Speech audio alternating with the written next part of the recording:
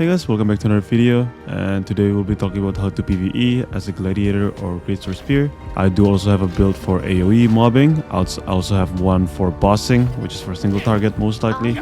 I'll showcase what the build is, what the artifact is, what the mastery is gonna be like, what the skill set is gonna be like, and what rotation is gonna be like. So let's jump to the video. Alright, so first let's go over the build. Pretty much all you wanna do is pretty much just go all the way crit. You don't really wanna build hit, you don't really want to build endurance or any of that. You pretty much just want to go full crit as a DPS on PvE, because there's no point on tanking any DPS from mobs. It's just not worth it. And pretty much all you want to surround yourself is with crit build and lifesteal, pretty much. So I do have a budget, not a budget version, but I would say my version over here. I do have the 2-piece Transcendent, which gives me 200 critical hit, and I do have the Imperial Seeker set. You can also sub this set by going 2 Void and 2 Imperial, which is going to give you like more critical damage, more critical in my opinion. But if you just want to go the cheapest route, I would really suggest something like 2 Transcendent and 2 Void. It's pretty good, because Imperial Seeker right now is pretty expensive on the market, so I would say you can run that.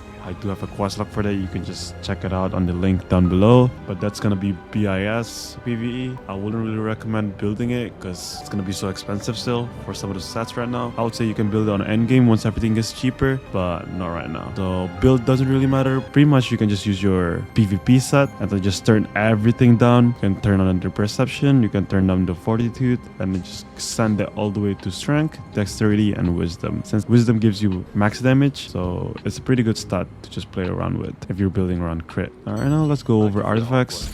Pretty much BIS artifacts, critical hit all the way, gives you 225 critical hit and critical damage for 9%. I wouldn't say right now there's not really any other artifacts that gives you damage for PvE. Everything else is designed around PvP, so I wouldn't really play around with it. Just basically just go with your PvE artifacts, which is the crit one.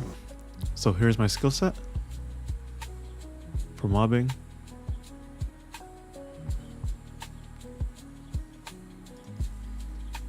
Here's my specialization.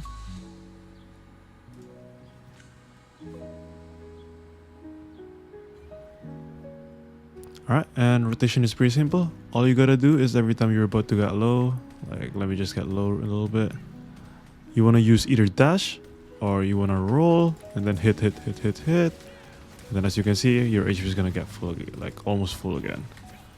So that's pretty much what you wanna do. Rotate your skill every single time it's off cooldown.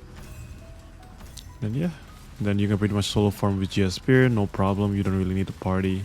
If it's a late end or something, you just want to solo farm on open world dungeon alone, you can kind of do that with GS Spear. So it's pretty convenient to PvE.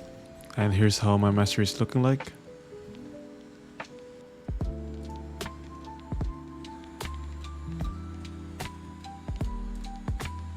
Alright, now let's do bossing. Bossing is pretty simple. Alright, rotation is pretty simple. All you want to do is you want to open the Bastion into Da Vinci, Culling Arc, Brutal Fury, then you want to go with Phoenix Barrage, and then go with Stunning Blow, Guillotine, Death Blow, and a Rising Slash. So basically, you kind of can do, as long as you open with the buffs, you can kind of do the rotation differently.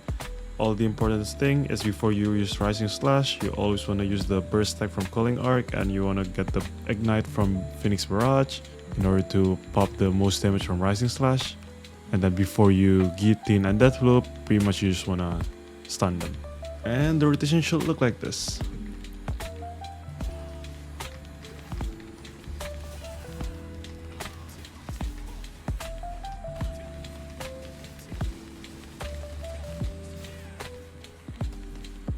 Alright, so that's about 400k HP in like less than 10 seconds in one rotation. So I would say that's a pretty good damage in one rotation. The reason why I'm mixing Ignite and Burst is because if you mix the two of them, you can get the most damage for Rising Slash.